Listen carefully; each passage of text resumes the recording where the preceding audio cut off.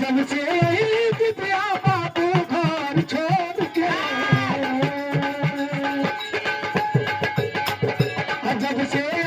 दिव्या बाबू घर छोड़ के पागल बार बोले, जब से दिव्या घर छोड़ के पागल बार कहना, जब भी दिव्या बाबू घर छोड़ के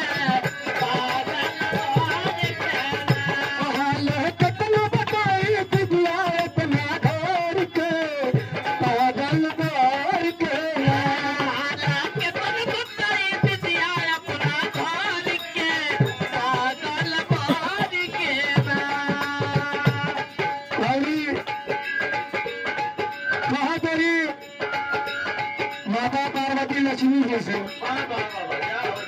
दीदी सबका के देख के दानी बने मगर हमके रहे खातिर कुछ न करेंगे। जैसे हमारे गरीब है बोले कि जब मकान बनोले दान निकलने भोलेनाथ, तो ये बात माता पार्वती द्वारा बताई।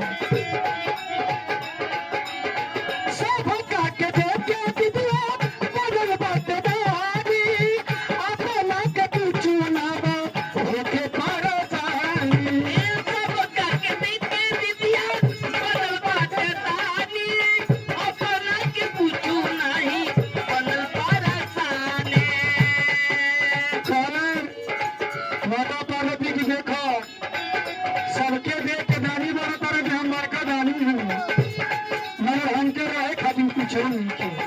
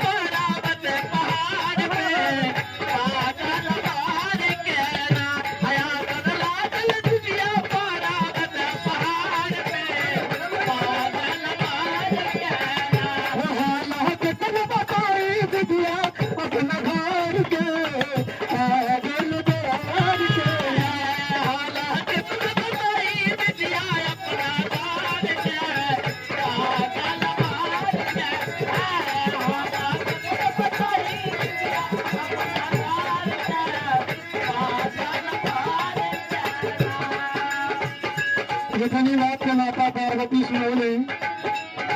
लास्ट लाइन में कहना है